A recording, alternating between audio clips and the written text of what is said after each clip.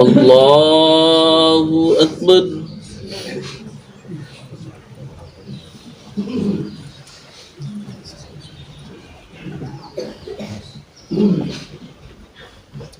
الحمد لله رب العالمين الرحمن الرحيم مالك يوم الدين إياك نعبد وإياك نستعين اهدنا الصراط المستقيم صراط الذين أنعمت عليهم غير المغضوب عليهم ولا الضالين.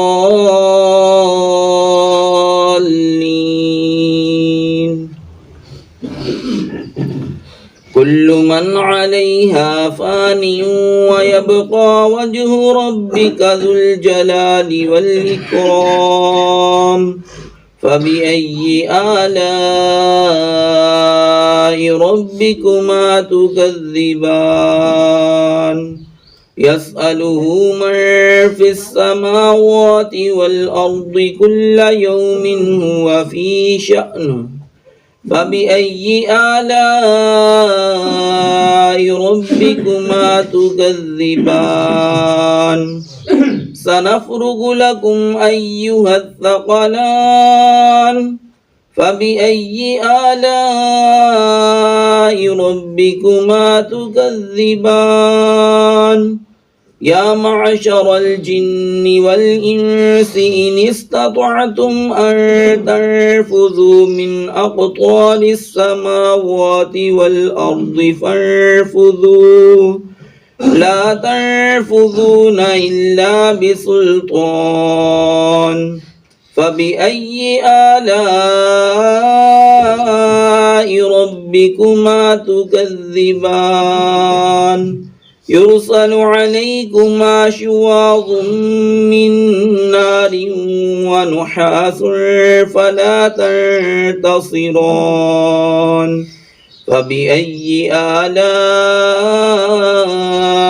ربكما تكذبان الله أكبر.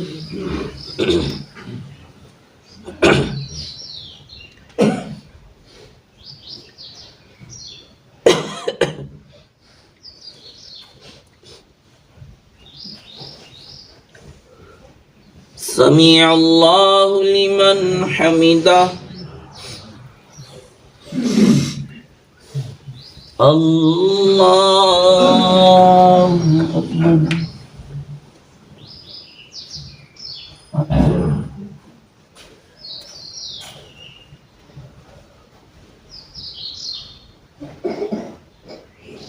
الله أكبر. الله أكبر.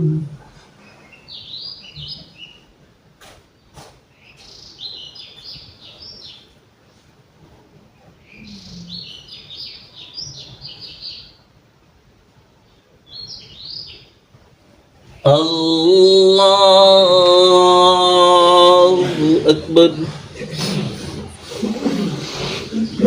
الحمد لله رب العالمين الرحمن الرحيم مالك يوم الدين إياك نعبد وإياك نستعين اهدنا الصراط المستقيم صراط الذين أنعمت عليهم غير المغضوب عليهم ولا الضالين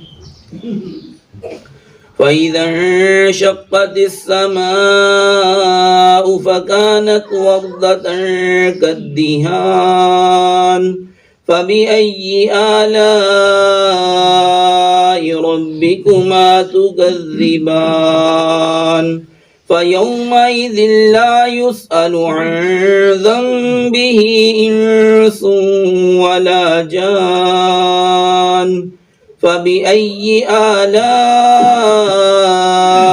ربكما تكذبان يعرف المجرمون بسيماهم فيؤخذ بالنواصي والأقدام فبأي آلاء ربكما تكذبان هذه جهنم التي يكذب بها المجرمون يطوفون بينها وبين حميم آن فبأي آلاء ربكما تكذبان الله أكبر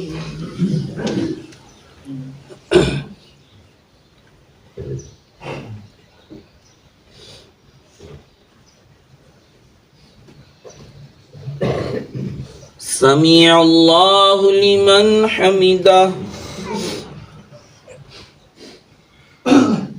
الله أكبر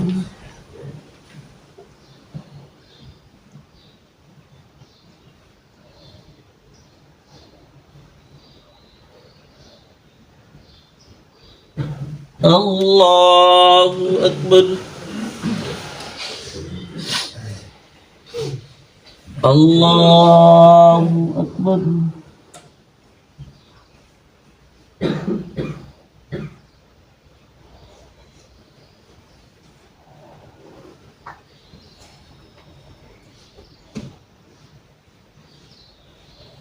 الله أكبر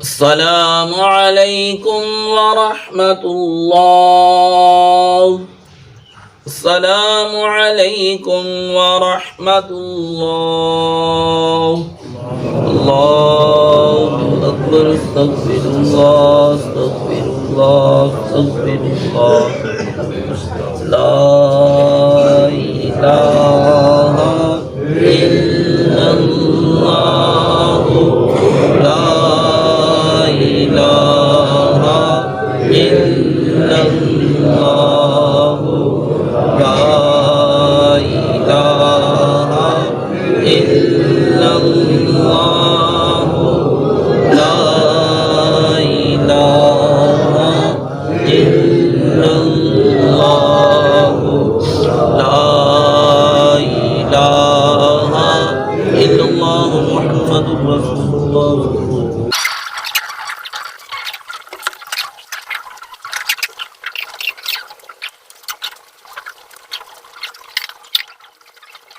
بسم الله الرحمن الرحيم وعن عائشة رضي الله تعالى عنها قالت كان رسول الله صلى الله عليه وسلم إذا أراد أن يعتكف صلى الفجر ثم دخل في معتكفه. حضرت عائشہ صدیقہ رضی اللہ تعالی عنہ سے روایت ہے، وہ کہتی ہیں رسول اللہ صلی اللہ علیہ وسلم جب اعتکاف کرنے کا ارادہ فرماتے تو آپ صلی اللہ علیہ وسلم فجر کی نماز ادا کرنے کے بعد فجر کی نماز ادا کرتے، پھر آپ صلی اللہ علیہ وسلم اپنے خیمے میں اپنے حجرے میں تشریف فرما ہو جاتے ہیں. آپ حضرات نے حدیث پاک سنی. اس حدیث پاک میں اس چیز کا ذکر ہے کہ نبی پاک صلی اللہ علیہ وسلم جس دن اعتکاف کرنے کا ارادہ فرماتے تو آپ صلی اللہ علیہ وسلم فجر کی نماز سے ہی اعتکاف شروع فرما دیتے تھے. ویسے اعتکاف کا جو ہے اعتکاف کے بارے میں نبی پاک صلی اللہ علیہ وسلم کا یہ عمل بھی ہے کہ آپ صلی اللہ علیہ وسلم عصر کی نماز کے بعد اعتکاف بھی شروع فرماتے تھے اور مغرب کی نماز سے پہلے بھی. تو اس لیے جو ہے یہ یعنی کیونکہ دن کی ابتدا جو ہے وہ عصر کے بعد مغرب سے پہلے شروع ہو جاتی ہے اسلامی اعتبار سے، اس لیے جو ہے معتکف جو ہے وہ مغرب کی نماز سے پہلے یعنی 20-25 منٹ پہلے جو ہے مسجد کے اندر اس کو آ جانا چاہیے. بہترین عمل یہ ہے کہ فجر کی نماز کے بعد ہی وہ اپنا اعتکاف شروع کر دے یا پھر عصر کی نماز کے بعد شروع کر دے. حضرت عائشہ صدیقہ رضی اللہ تعالی عنہ سے روایت ہے، وہ کہتی ہیں کہ نبی پاک صلی اللہ علیہ وسلم مریض کی عیادت فرماتے اس حال میں کہ آپ صلی اللہ علیہ وسلم کے اعتکاف میں ہوتے. بس آپ صلی اللہ علیہ وسلم چلتے رہتے، گزرتے رہتے جیسا کہ آپ چل رہے ہوتے، آپ صلی اللہ علیہ وسلم نہ ٹھہرتے اس سے سوال کرنے کے لیے۔ آپ حضرات نے حدیث پاک سنی، حضرت عائشہ صدیقہ رضی اللہ تعالیٰ عنہ فرماتی ہیں کہ نبی پاک صلی اللہ علیہ وسلم حالت اعتکاف میں بھی جو ہے لوگوں کی عیادت فرما لیا کرتے تھے، اور لیکن یہ یاد رکھیں یہ اسپیشل مریض کے پاس جانا مراد نہیں ہے، یہ اسپیشل سیدھا مریض کے لیے اس کی عیادت کے لیے جانا مراد نہیں ہے، بلکہ مراد یہ ہے کہ آپ صلی اللہ علیہ وسلم اگر کسی حاجت کی وجہ سے باہر جاتے تو اپنی حاجت کے لیے چلتے رہتے، اور راستے میں اگر کوئی وہ بندہ مل جاتا تو اس کی حالت پوچھ لیتے کہ تیرا حال کیا ہے، تیری طبیعت کیسی ہے، اور چلنے کی رفتار کے اندر فرق نہ آتا۔ یہ مراد ہے، یہ نہیں ہے کہ اللہ معاف کرے گا سیدھا مریض کے پاس جانا ہے، اس کی عیادت کرنے کے بعد جو ہے ایسے تو اعتکاف ٹوٹ جائے گا۔ آگے بھی دوسری حدیث جو ہے اس کی دلیل ہے۔ حضرت عائشہ صدیقہ رضی اللہ تعالیٰ عنہ فرماتی ہیں کہ السنۃ علی المعتکف، معتکف پر یہ سنت ہے، اللہ یعود مریضا ولا یشہد جنازۃ ولا یمس المرأۃ، فرمایا کہ یہ کہ نہ کہ وہ مریض کی عیادت کرے اور نہ ہی نماز جنازہ کو حاضر ہو، اور نہ ہی وہ عورت کو چھوئے، اور نہ ہی اس سے مباشرت کرے، اور نہ نکلے کسی حاجت کے لیے مگر وہ جس کے بغیر چارہ نہیں ہے، اور نہیں ہے اعتکاف مگر روزے کے ساتھ، اور نہیں ہے اعتکاف مگر جامع مسجد میں۔ آپ حضرات نے حدیث پاک سنی، اس کے اندر جو ہے کافی سارے مسائل جو ہے حضرت عائشہ صدیقہ رضی اللہ تعالیٰ عنہ نے بیان فرمائے۔ ایک تو معتکف جو ہے اسپیشل کسی مریض کی عیادت کے لیے نہ جائے، اگر راستے میں کوئی مل گیا تو چلتے چلتے جو ہے وہ اپنا حال چال پوچھ لے، اور فرمایا کہ جنازے کے لیے بھی نہ جائے، نماز جنازہ پڑھنے کے لیے بھی معتکف جو ہے نہیں جا سکتا، اور نہ ہی عورت کو چھو سکتا ہے۔ یہ نہیں ہے کہ عورت کو جو ہے اپنے حجرے میں بلا کے اس کو چھو لے، اس کو جو ہے چھیڑنا، جو کیونکہ یہ خاوند اور بیوی کا معاملہ ہے اور یہ جائز ہے، لیکن روزے کی حالت، اعتکاف کی حالت میں اس سے بھی منع کیا گیا ہے، اور نہ ہی اس سے مباشرت کر سکتا ہے۔ اور فرمایا کہ نہ نکلے وہ کسی حاجت کے لیے مگر وہ جس کے بغیر چارہ نہیں ہے، اور کس کے بغیر چارہ نہیں ہے؟ کھانے پینے اور بول و براز کے بغیر چارہ نہیں ہے۔ بندے کے پاس اگر معتکف اعتکاف کرنے والے کے پاس کھانے تو نہیں ہے اور کوئی لا کے دینے والا بھی نہیں ہے، تو وہ گھر میں جائے، کھانا لے کے پکا ہوا جو ہے مسجد میں آ جائے اور یہاں پہ بیٹھ کے کھا لے، یہ اس کے اندر کوئی حرج نہیں۔ اور مسجد کے اندر اب تو یہ باتھ روم ٹوٹیاں مسجد کے اندر ہی بنی ہوئی ہیں، پہلے نہیں ہوتی تھی، تو پہلے ان کے لیے جو ہے باہر جانا پڑتا تھا۔ ایسی صورت میں اگر معتکف گھر سے اور مسجد سے باہر جاتا ہے تو راستے میں کبھی کوئی مل جائے تو اس سے جو ہے وہ عیادت بھی کر سکتا ہے اور سلام دعا بھی کر سکتا ہے، لیکن رکنا نہیں ہے اپنے کام سے، اس بندے کی وجہ سے نہیں رکنا، اپنے کام کو چلتے رہنا ہے۔ یہ کوئی یعنی کہ ایسے کام کے لیے نکلے جس کے بغیر کوئی چارہ نہیں ہے، تو پھر جو ہے بندہ وہ جا سکتا ہے۔ اور اسی طرح جو ہے مسجد کے اندر اگر غسل خانہ نہیں ہے تو غسل خانے کے لیے جو ہے وہ یعنی حمام میں جو ہے وہ جا سکتا ہے۔ بعض کا سردیوں میں ضرورت پڑ جاتی ہے گرم پانی سے نہانے کی، تو وہ جو ہے وہ جنبی کو جو ہے چاہیے کہ وہ جیسے ہی جنب واقع ہو وہ چلا جائے اور نہا کے آ جائے۔ اور یہ یاد رکھیں یہ بھی مسئلہ ہے، اگر معتکف جو ہے وہ حمام پہ گیا نہانے کے لیے تو چاہیے اس کو پہلے ہی جاتے اس کو پیسے پکڑا دے حمام کو، اور نہانے کے بعد جو ہے اپنی حاجت پوری کرنے کے بعد فوراً واپس چلا جائے، واپس آ جائے۔ اگر کسی نے پہلے پیسے نہیں دیے اور اپنی حاجت پوری کر دی اور وہ واپس آنے لگا اور پیچھے سے اس نے کہا میرے پیسے تو دے جاؤ، اب پیسے دینے کے لیے پیچھے مڑے گا تو اس کا اعتکاف ٹوٹ جائے گا۔ تو اس لیے جو ہے وہ پہلے ہی معاملہ کر لیں تاکہ بعد میں جو ہے رکنا نہ پڑے، اپنا کام کرنے کے بعد فوراً مسجد میں آنا ہے۔ یعنی کہ یہ بات یہ ہے کہ ضرورت کے تحت نکلنا ہے، اور جب ضرورت پوری ہو جائے تو پھر فوراً الٹے قدم اور سیدھے قدموں سے واپس آنا ہے، یہ مراد ہے۔ اور فرمایا کہ اعتکاف روزے کے بغیر نہیں ہے، سنت اعتکاف یہ جو 10 دنوں کا اور واجب اعتکاف جو اس نے نظر مانی ہے یہ روزے کے بغیر نہیں ہو سکتا. نفلی اعتکاف جو ہے وہ یہ بغیر روزے کے بھی ہو جاتا ہے. یہ 2 اعتکاف یعنی سنت اور واجب اعتکاف جو ہے یہ بغیر روزے کے نہیں ہوتے، ان کے لیے روزہ رکھنا بھی ضروری ہے. اور فرمایا کہ مسجد میں جامع مسجد کے علاوہ اور مسجد میں اعتکاف نہیں. یہاں پہ جامع مسجد سے مراد ایسی مسجد جہاں پہ جماعت کے ساتھ نماز پڑھی جاتی ہے. جماعت کے ساتھ جس مسجد کے اندر نماز پڑھی جاتی ہو اس مسجد کے اندر اعتکاف کرنا درست ہے. اور ایسے بندے پر معتکف کے لیے چونکہ ہفتے میں جو 10 دنوں میں جو ہے ایک نہ ایک جمعہ آتا ہے یا 2 جمعے بھی آ جاتے ہیں، تو اس صورت میں جو ہے وہ جامعہ مسجد میں جا سکتا ہے، وہاں پہ نماز جمعہ ادا کرے اور نماز جمعہ ادا کرنے کے بعد جو ہے سنتیں اور نوافل جو ہے اپنی مسجد کے اندر آ کے ادا کرے. وہ کوشش کرے کہ ایسے وقت میں نکل جائے مسجد میں، اگر جمعہ مسجد میں نہیں ہوتا دوسری جامع مسجد میں چلا جائے اور وہاں پہ جا کے 2 رکعت تحیت المسجد اور 4 سنتیں ادا کرنے کا ٹائم جو ہے اس کے پاس ہو اور وہ وہاں پہ ادا کر لے، اور جو ہے پھر نماز جمعہ ادا کرنے کے بعد باقی نماز جو ہے مسجد اپنی میں آ کے جو ہے ادا کرے. اس طریقے کے ساتھ جو ہے وہ عمل کر سکتا ہے. باقی انشاءاللہ تعالیٰ مسائل پورے ہوئے ہم کسی اور موضوع پہ انشاءاللہ تعالیٰ گفتگو کریں گے. اللہ تعالیٰ ہم سب کو عمل کی توفیق عطا صلاۃ و سلام علیک یا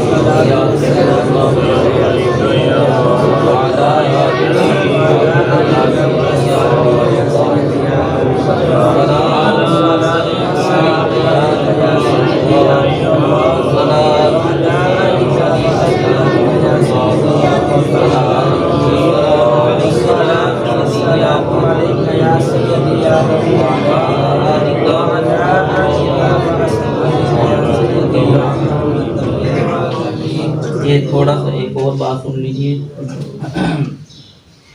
یہ پہلے رمضان کو جو ہے نا نماز فجر کی جو ہے وہ اپنے وقت میں ہی ہوئی تھی، تو اس کی وجہ سے کافی دیر لوگوں کو بیٹھنا پڑا. لیکن اس دوران جو ہے میں نے جو محسوس کیا 2 بندوں کا وضو ٹوٹا، پوری مسجد میں آواز گونجی تھی. لیکن مجھے نہیں معلوم، میں جو چادر لے کے بیٹھا ہوا تھا میں نے نہیں دھیان دیا کہ وہ بندے وضو کرنے گئے تھے یا نہیں گئے تھے، مجھے نہیں یہ معلوم. اور آج بھی نماز کے اندر جو ہے کسی کا یہ معاملہ ہوا ہے اور مجھے اب بھی نہیں پتا کہ وہ بندہ جو ہے وضو کرنے گیا ہے یا نہیں گیا. تو میں بات کرتا ہوں یہ کہ اس سے جو ہے وضو ٹوٹ جاتا ہے. اگر کسی کی ہوا جو ہے نماز کی حالت میں یا نماز سے پہلے یا بعد میں خارج ہو جائے تو اس کا وضو ٹوٹ جاتا ہے. یہ مان لینا چاہیے. نبی پاک صلی اللہ علیہ وسلم نے فرمایا ہے یخرج من السبیلین، یہ 2 شرمگاہ آگے اور پیچھے، فرمایا ان دونوں راستوں میں سے کچھ بھی نکلے وضو توڑ دیتا ہے. تو جب تک ہم حضور صلی اللہ علیہ وسلم پر ایمان رکھنے کا یہی مراد ہے کہ جب تک ان کی ہر بات کو نہیں مانیں گے ہمارا ایمان کامل نہیں ہوگا. پتہ نہیں، میں وہ بندوں پر اعتراض نہیں کرتا، لیکن میں ایک روزوں کے اندر ہی ہے ایک نمازی جو ہے میرے پاس بیٹھا ہوا تھا، وضو کر رہا تھا، میں بھی وضو کر رہا تھا. اس نے وضو پورا کر لیا اور اس کے بعد جو ہے ہوا چھوڑ دی اور جو ہے مسجد کو اندر جو ہے وضو کرنے کے بعد جو ہے ہوا چھوڑی اور جو ہے پھر وہ مسجد کو اندر آنے لگا. تو میں نے اس کو بلا کے کہا کہ دوبارہ وضو کرو. یہ مجھے نہیں پتا کہ لوگوں کا کیا ذہن ہے کیا نہیں، میں یہ بتا رہا ہوں ہوا کے نکلنے سے وضو ٹوٹ جاتا ہے. ہمیں یہ بات ماننی چاہیے. اور اگر یہ ہے دوران نماز یہ عمل ہو جائے تو وضو کر کے نماز پڑھنی چاہیے، اور اگر نماز سے پہلے ہو جائے پھر بھی وضو کر کے نماز پڑھنی چاہیے. یہ پتہ نہیں کیا لوگوں کا ذہن میں شاید یہ بات ہو کہ اگر وضو تازہ کیا ہے تو اس وقت ہوا نکلے تو شاید وہ باقی رہتا ہے، وہ وضو نہیں ٹوٹتا. یہ شاید لوگوں کے اندر ذہن کے اندر ایسی بات ہو، یہ بات نہیں ہے.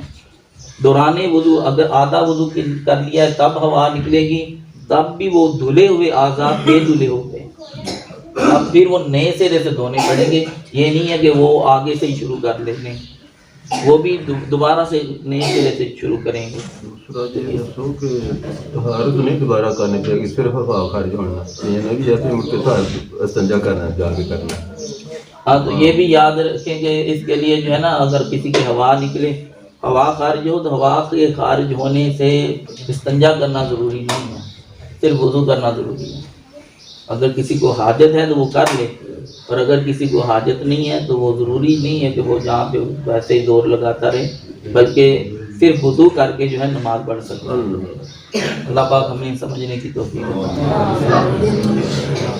الحمد للہ رب العالمین والصلاة والسلام علی سید الانبیاء والمرسلین۔ اللہم انت السلام ومنک السلام والیک یرجع السلام، حینا ربنا بالسلام وادخلنا دار السلام، تبارکت ربنا وتعالیت یا ذا الجلال والاکرام۔ اللہم اعنا علی ذکرک وشکرک وحسن عبادتک یا ارحم الراحمین۔ ربنا آمنا فاغفر لنا وارحمنا وانت خیر الراحمین۔ ربنا هب لنا من ازواجنا وذرياتنا قرة اعین واجعلنا للمتقین اماما۔ اللهم اغفر للمؤمنین والمؤمنات المسلمین والمسلمات الاحیاء منهم والاموات، وصلی اللہ تعالی علی رسوله خیر خلقه محمد وآلہ واصحابہ اجمعین۔